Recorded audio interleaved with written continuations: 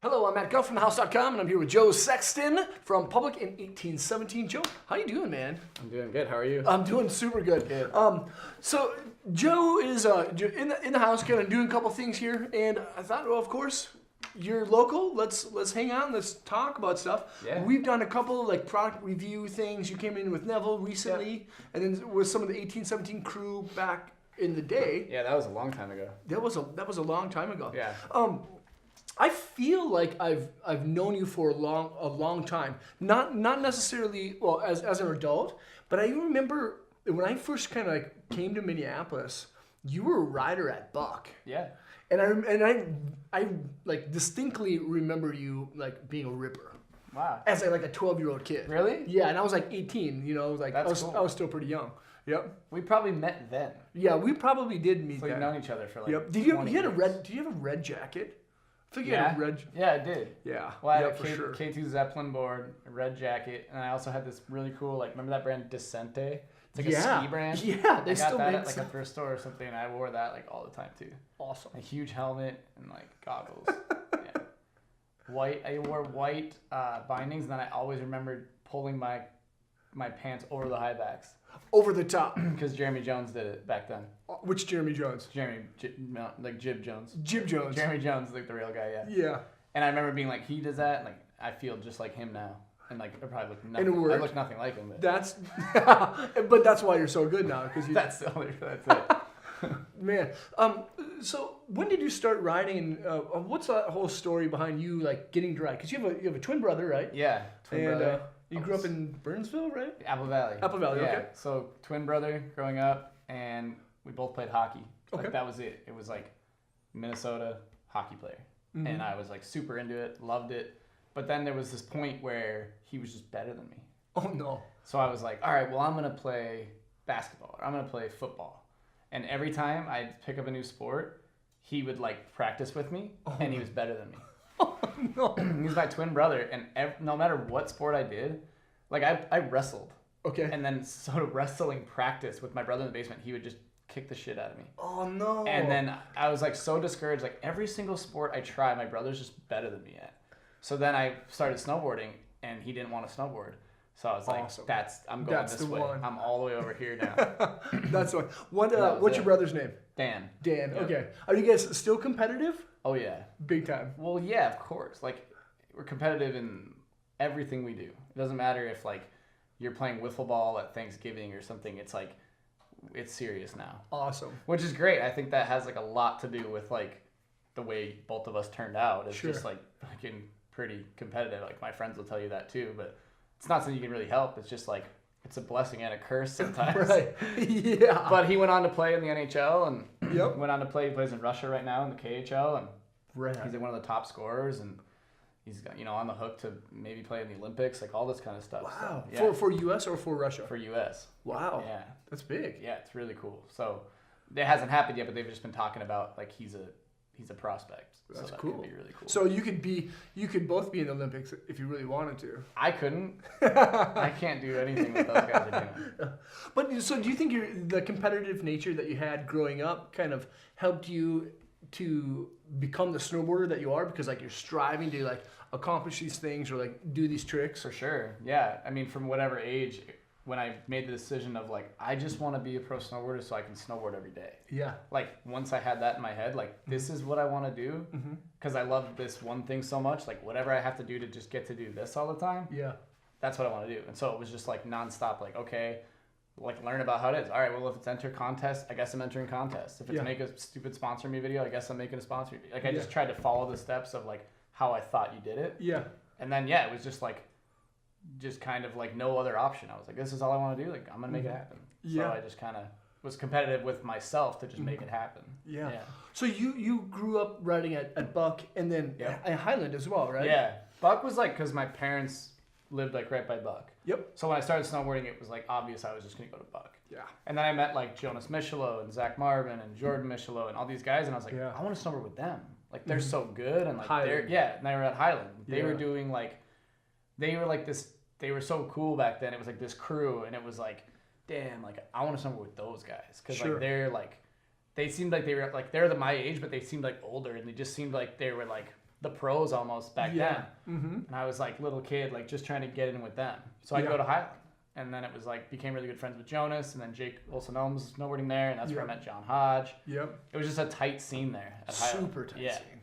It was cool. Like those days were awesome because everyone then was on this. They were so good, and everyone like knew that they were like the next guys. Yeah. Like Zach was already like on the forum, Young Bloods, and we were all just Mm-hmm. like, oh my god, Zach, and like, yeah, those were cool times back Yeah. then. And so that was probably like in between 2000 and what, 2005-ish? Probably. I'm so bad at timelines, but yeah, it must have been somewhere in right there. around there. Yeah, it was probably right in there because Right then around it was there. like started doing contests, and then I got on Nitro. Yeah. And then, but it was just like, I just remember like the underlying theme of it all was like everyone would snowboard so much. Just nonstop riding. Non-stop. It was like, I remember going from like, on the weekends, you'd go there at 9 a.m. and you get done at 9 p.m. Yep. And you'd be like, oh fuck, we didn't have lunch or dinner. You know, like Yeah. we just rode all day long. And it was Yeah. like, could be the worst weather, anything. And we were just like, All day. all day. Which was so cool. Like we just, without even trying, you weren't like, I'm going to snowboard every day to get to, it was just like, that's all we wanted to do. And everyone was like learning new tricks all the time and just progressing and watching everyone. And Yep. there was still like older guys like Ricky and Drew Larson that Yep. they were above us. So everyone had this like, almost like role, like they knew where they fit, you know? Yeah. So that was like pretty cool.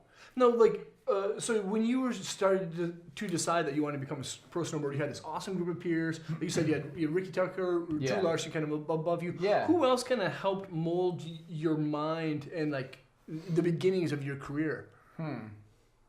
Probably just my friends at the time, like with Jake, Olsen-Elm, and Hodge. It was like we were a really tight-knit group, and Hodge was like really good back then. And we just started making little videos. Yep. We always looked up to pros. Mm-hmm. But as far as molding like the career, I think I just tried to follow the footsteps of like even what like Zach was doing, and like okay, well Zach's doing some contests, and I'll do some contests, and there was never like a right or wrong way to do it. It was just kind of like keep doing what you thought you needed to do to just get to that next point. Yep. So it was like if I was on Nitro Flow, I was trying to win some local contests so Pettis would give me another board. You know what I mean? Yeah. And then just like maybe if I win enough contests or he gives me some boards and he likes it, then he'll introduce me to like the team manager. It was always like the steps you knew that you had to get to, like to go like direct and stuff. But it was like you don't really know how you're gonna get there. Right. So it was just like be on your snowboard and try to just always just be trying to do new things. Yeah. Yeah. And you've been able to kind of navigate your career in so many cool ways. From like, you know, a rider, you've had your own signature series with 32. You've had your own pro models. Like you've had a lot of crazy stuff. Yeah. And it's molded together well. And now you're your own business owner. Yeah. I think everything, it all happens super like spontaneously. Okay. Like it never was to the point. I remember even getting like a pro model with Stepchild, and it just didn't even really set out. Like I was just like filming and doing this stuff, and then like one day the JP and Simone just like showed up to my house at Christmas with like my pro model. Oh, that's cool. And it like it sinks in, but you're just like, how does it get to this point? Like, because it just felt so like, well, I'm just gonna keep snowboarding, and I'm just gonna well, yeah, I won that little thing, or like I did this, or I'm in this video, and then it was like, all of it just the whole time felt like I'm still having fun. It's not work. Yeah. It's like not even anything. It's just like this is what I want to do. Yeah. So it was never like, I never really stressed on where I was at. Awesome. Yeah. And then so even with starting companies too, it always just felt so natural. Like, damn, we got this guy. Like, we should just do something with this. And it always just felt like, cool, let's try. Yeah. Yeah. It was never like a big meeting of like, well, what are we gonna do and how are we gonna do it and money, and like, it was just like, this would be cool and let's do it. Yeah. So I've just tried to kind of live my whole life that way, and it's shit doesn't work out sometimes, but sometimes it does. So you got to at least try. Yeah. Well, it's interesting too, is because like you have this competitive nature, but you also have the side. It sounds like the side that's kind of like, well, I'm just gonna kind of just keep doing it without like a major objective. Which is almost like polarizing at the same time. It's like I have one side of my brain that's like tries to be type A and like, no, we need to get this, and this done. And then there's this other side that's like more just like the snowboard side, like it'll work out and like we're still like having fun, like whatever. So the two kind of clash sometimes. Sure. Where it's like inside your own brain. A little bit, yeah. Totally. Yep. Because there is like now with this whole side, I'm learning a lot and I'm liking this business side. That brain is there too. It's like, well, fuck, like there's a product. We need to make this. We need to like. There's deadlines. There's times. Yeah. So you can't just slack off as much as you used to. That's right. So that's kind of like the battle within myself. Is they're like, okay, no, we can't skate today. because we have invoices or like whatever it is, you know? Yeah. So it's like, yeah. Okay, this is a two-part question. All right. What does your like kind of like let's call it the free like the relaxing side? Yeah. What is your what do you do to like stop the relaxing side from so much happening? You know, like is there something you're like, okay, I need to get this done. You just like don't put your deck in your car or what? Yeah. Sometimes it has to be that crazy, or there's just times when I'm just like, it's just so bad because I'm like, nope. Wednesday is the day I'm getting all this done, and then that night I could get a text, skate tomorrow, and I'm like, I'm skating tomorrow. Oh no! But like I just like I'll wake up and be like, oh, like I can like I'll figure it out, like, and then I'll go to the skate park and I'll be like, oh god, I've been here for 4 hours. Yeah. Like shit, and I'll go to my phone and be like, ah, crap, and then I'll get like that's bad. Yeah. But a lot of times, if I listen to something that's like inspirational or some movie thing, for sure, just something that clicks, and I'm like. Just something that's like, this stuff does matter. And then it's like, okay, like, you know, time to grow up a little bit and then do like some work, you know? Yeah. And then when I get in that mode, get a lot done. Yeah. Because I'm kind of just grinding. And it's like, it could be till 3 at night or 3 in the morning. Oh, I hear you, dude. Because I'm just going. Yeah. And then I'm like, okay, I did all that and now I can skate. Yeah. And even now, recently, I like was talking to my dad and I'm like, I'm going to make it like my full-time job. Like now, this was like a little bit ago, but right now, like as of the last like 2-3 months since this whole public thing's been going, like more under me, it's like I've been doing like I wake up at 8:30, I make breakfast, I work like whatever it is till like 3, and then I go skate. Awesome. And it's like not a long time, but at least there's like window of like okay, I'm doing stuff. I can't skate today. I'm going to do this. So I had to try to buckle down, and it's like that's just part of growing up too. Yeah. I hear you there. Like I totally understand. It's like, but it has to be that regimented, or else you're be. just like. And if you break that, you just like you feel like a failure. You're like, I can't, you know. So if there's absolutely nothing to do, there's like something. But like, there's always kind of something to do. So it's like I just try my best to just get all that done in that time frame. How about the opposite side of that? Let's say like you've been grinding for like 3 weeks straight, and you're working more like you're working like 14-hour days like on your projects and stuff. What do you do that helps you just kind of like get rid of that like rigid kind of lifestyle? You know what's funny is like it almost works the opposite way. Like I'm the kind of person too, like I can go on a super long snowboard trip and it could be like towards the end of the trip and I'd be like, oh, I just can't wait to go home and just chill. I'm gonna like, put my board in the corner and not. And 2 days after being home, I'm like, let's go on a trip. Like where should we go? Like I can't. If it's like a project I'm working towards, like I can't sit there and sit still. Like I can't take a week off and just like not do anything. And same goes for like the business stuff too. It's like. The more time away from it, the more I want to get back to it. Oh, I hear you. Like sometimes I'm even like excited, like damn, Monday morning, like shops are back at work, like they'll write me back on an email, like you know, and then I get like excited about that whole thing. What's up, Jake? Jake, what's up, buddy? What's up, guys? All right, you know, Jake OE. So we're filming for both YouTube right now and Facebook Live. Jake, listen, I'm just walked in. Good to see you, homie. Cool. We'll kind of just like wrap this up, but I cannot have him here while I'm not talking about it. That's solid. Yeah. Just staring at you back there. No, that's not gonna work. So public is public like the biggest project that you have on your plate right now? Yeah, for sure. Yeah, by far. Yeah, because that was all started with. We had some help from Ultimate Distribution in the beginning. Yep. And it was like this kind of thing where the Stepchild guys were helping us out as I transitioned out of riding for them and like thank those guys for everything. But it got to the point where I was like, you know what, if this is my thing and my name's attached to it, like I just want to do it all. Yep.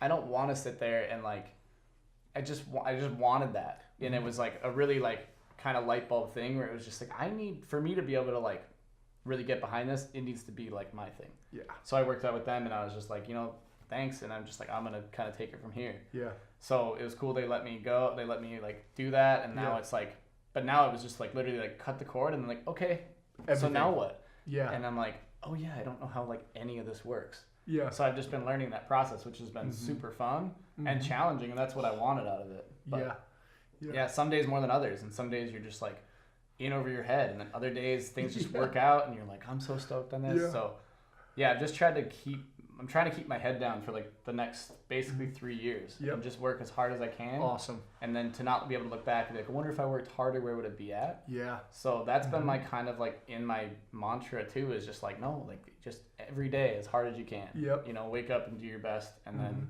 just see where it's at. Right. Yeah. You know, you should read a book called Grit. Okay. Like one of our shop guys suggested, I think it's Nick Alexander suggested it, and it's like. It's not thick. It's an awesome read. And it's about exactly that. I love just all like, those books. Like, just like get in and just like, basically the premise of the book is just do the work. Yeah. Do the work. That's it. That's like, and there's so many books like that, and you read them and they're so inspirational. Like, totally. you know, there's like Power of Now, and like there's all these like, you know, Let My People Go Surfing, like all those cool ones, and you're just like, those get you so sparked, and they're just like, they're there for that reason. Mm-hmm. And even like, you know, Chris Grenier, he'll read like the Tom Brady and Bill Belichick, like those Patriots, and it's all just like, do the work, like do your job. And, like, awesome. It's just like yeah, like that just gets you excited. So. Yeah. So what is one of the biggest challenges that you faced now that you have kind of like public, you're doing public by yourself? Yeah.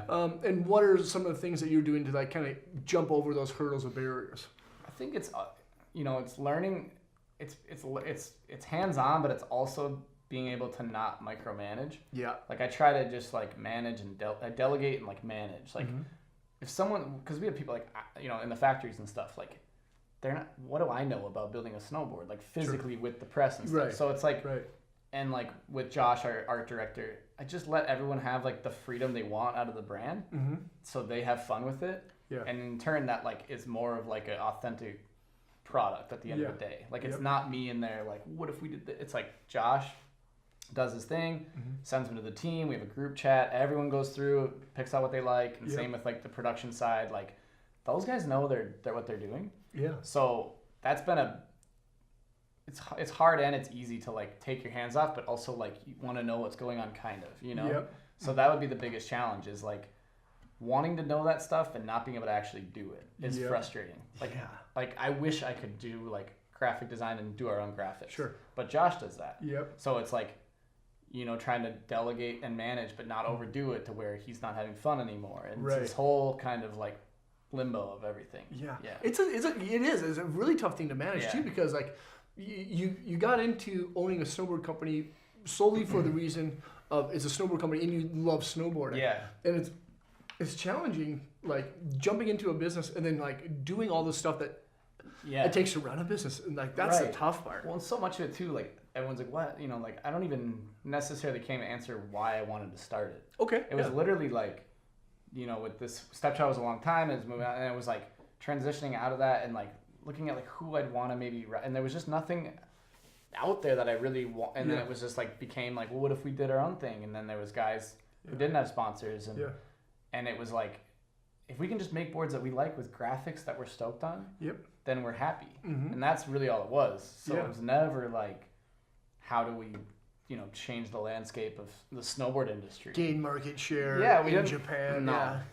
We just wanted to have boards, and I've always liked like, you know, like marketing stuff and building a team and like doing a company like how I'd want to see it done. And so that's been the fun part. Now who's on the public team right now? Daryl Mathis, Chris Bradshaw, myself. Those are the three guys we have pro models with there. And then Ben Bilodeau is an AM. Nick Dirks is on the team. Awesome. And he's like a floater. He's kind of like, he's on the pro team, but like and then we have some European guys, and we have some French Canadian guys, like this kid Mass, Mark Anderson again, and then Axel Stahl. Awesome. And then we're talking to another European guy. Awesome. Yeah, that'll be a good one. But can't say who yet.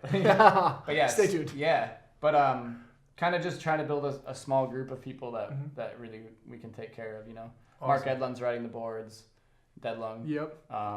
Who's a huge vintage snowboard trader. Yeah, totally. Dude, like that's, I know. Which is a and he's got so much advice on like boards. It's sick. Like he's like, rode the board and like I got some notes, and it's like, and I'm just like, okay, damn, that's good. Yeah, and Ben Bilodeau was like that too. He surprised me because he's a pretty quiet kid. Okay. And I was like, hey, can you just like write back some feedback on the boards? Like, how can we work to make them better for you? Just manuscript. And he's just like, boom, like torsional flex, and I'm just like, all right, cool, awesome. So yeah, those guys, and then we have a lot of people riding the boards that I just like to send boards to, and but yeah, the team is kind of loose. We have some flow dudes, and we just like Billy Bottoms is awesome around here, and he's on the flow team.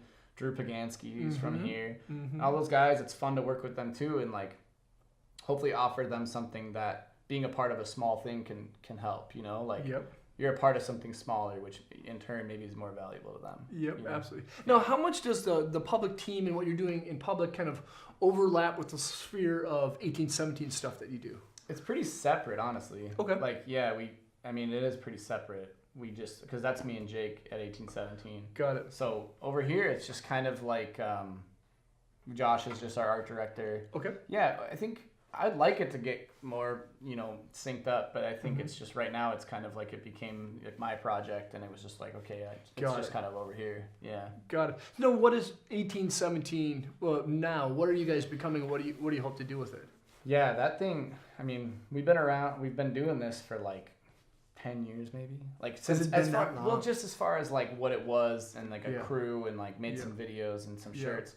Over the last couple of years, we've taken it more serious on like the apparel side. And we've had like a couple actual seasons and some follow through with like selling to shops and distributors and stuff. So that's been cool. But I think as that grows, we just are always kind of looking for the next thing. Like, okay, what, you know, not like we get bored, but it's cool to keep kind of growing. Oh, they wear some clothes, and then they did some videos, and then now it's like they did this park at Buck Hill, like all that kind of stuff. Like I think we're always kind of searching for the next thing. What do you think the next big thing is?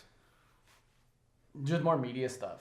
I think we want to I like the way that we did it with like the park, and we gave a kid who's never really even filmed stuff before the opportunity to be on like a little bit of a platform. Who's this? Like just a random kid. Like somebody well, Eric Carls, that kid is a kid from Buck. He's a filmer. Yep. And we were like, you film? E-Jack? What do they call? Well, what's his Instagram name? Oh, it's like E-Carl. Yeah, E-Carl. E-Carl. Yeah. So we were like, you film, and you have all these young kids underneath you that are like passionate, like how we were back then. Sure. And we were like, well, why don't we give you like a series? So we did that panic order thing with him. Yeah. And again, it's like not micromanaging. We were just like, here's some tools. Yep. Go film, and then he would bring us the project, and then we would put them on our thing, and it's like cool to give a kid like that exposure. That's right. It's cool to give like these young kids who may not have the chance to a little shot, you know. Yep. Mm-hmm. So once I do that, I'm like, damn, that's pretty like fulfilling and rewarding. Like, it's like giving back to like what happened to me as a kid with like being discovered, or you know, being in these videos with like, you know, early on. Yeah, or even being the guy trying to get in with the crew too. Yeah, it kind of gives. Well, I filmed with Bald Eagle in the very beginning, and it's like Mike Tinez gave me a shot. You know, like it would have been so easy to be like, nah, crew's full, or we're not, you know, we're good, and then it's just like you're stuck there. So it's cool to be able to give back. At least in whatever way we can. Yep. And include as many people as we can. Like nowadays, I'm just psyched when I see a kid who's like snowboarding, and you can tell he cares about like tricks and like the culture and like filming. I'm just like, you're like a gem. Like that's the next generation. Like we need kids like that that give a shit about that stuff. Yep. Or we're just screwed. You know. So now when I see kids like that, it's like I want to like, you know, cultivate that. Give them a chance. Yeah. Give them a chance. Yeah. So cool. You know, and I think that's what's so unique about this industry is that there's so many people that are in play that have kind of come up through a culture within the industry like that. Yeah. Where having the older people that you look up to kind of like mold you into what the culture is. Right. And then you kind of looking to others to like kind of guide as well. So there's like this constant mentorship program. Totally. It's like not like a program, but it's just like you're looking up to people and then you're being a mentor for others. It's like, that's good. That's what's kind of killed me, not to get too deep in the industry, but it kills me to hear about like companies not supporting projects anymore, like video projects. Sure. Because that's the culture. Like that's what, you know, I grew up looking at. It's like these forum videos, team videos. Like they put a lot of time, money, and resources into these things to like for you to go like, this stuff is so cool. And now as less and less people do that, there's nothing for kids to look at that's cool anymore. Right. And even if it's Instagram, it's like that's such like a short living thing. So fast. Because you're just gone and you're on to something else. So it's like I want to see, and I want to make a video with public, and that's why we're trying to do stuff with 1817. Like I hope that people can go back to that, because that's what shaped this whole thing. Yeah. Like, absolutely. From the very start, you know. So if that doesn't exist, it's going to be like it's not good. It's not going to be the same. No, I don't think. Because what is there, like, then it's just an activity. Like, you know, it'd be like, I would almost compare it to like there being hockey but no NHL. Like, what is there to like see that you want to like connect with? Yep. You know what I mean? So I don't know if that was a good analogy or not, but that's kind of what I feel like. I feel like that stuff needs to be there for people to see, to be like, okay, like this is what's cool and this is what I want to do. Yeah. You know? And it makes gear look cool. It makes mountains look cool. It makes like everything that you're trying to like promote look cool. Through a media platform. Like that Pepper video just came out. Yeah. And I haven't that was seen just it. yesterday, right? Yeah, I think it came out today. Yep. I haven't seen it yet, but it's like that. Like, okay, full length, these guys, they worked all year. Like, you're going to watch that and you're going to be like, oh, this is all so cool, you know? Yeah. And like, that's how Deja Vu was at the time. Like, those were 2 years. People waited for that. Like, I don't, and I just wish like people, maybe they're a little short-sighted where they're like, it doesn't work, but it does work because you're talking about it and you're seeing it. And it's like, that's what tricks happen. And that's how you know they're not supposed to happen again because they're in this video. Yeah. It's just the whole thing, you know? Right. I don't know. Yeah. But maybe that's like old soul just being like, I wish it was this way. And maybe there's a new way to do it. But for me, that was like the coolest thing. I just remember when there was no Instagram, no internet. You only saw JP's new video part. And By buying and you're MVP. like, why didn't I think of camo pants? Oh, sure. Yeah. You know what I mean? Yeah. Oh, like, right. like, oh, headbands. Like, For damn sure. it. You know? Right?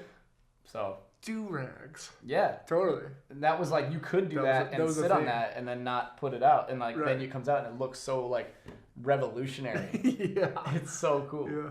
But I see like another side to that too, like the funding to make a video. Yeah. It's like if you want to stay within the industry and receive funding, it gets kind of tough because there's only so many brands and there's like media production companies, you know, there's Think Tank, Videographs, you know, the list of companies goes on and on. Yeah. You know, it's like, so everyone's fighting for the same amount of dollars within the industry. It's totally true. And that's a bummer too, but I just wish maybe brands and companies and stuff could work together in that. Like, okay, like you're a video production company and you're a brand, like what more can we do to like make this worth it? Yep. You know, so it's not just like we threw money at this project for this person to film a part and then we just like wash our hands and then we'll see it in a year when it comes out. Yep.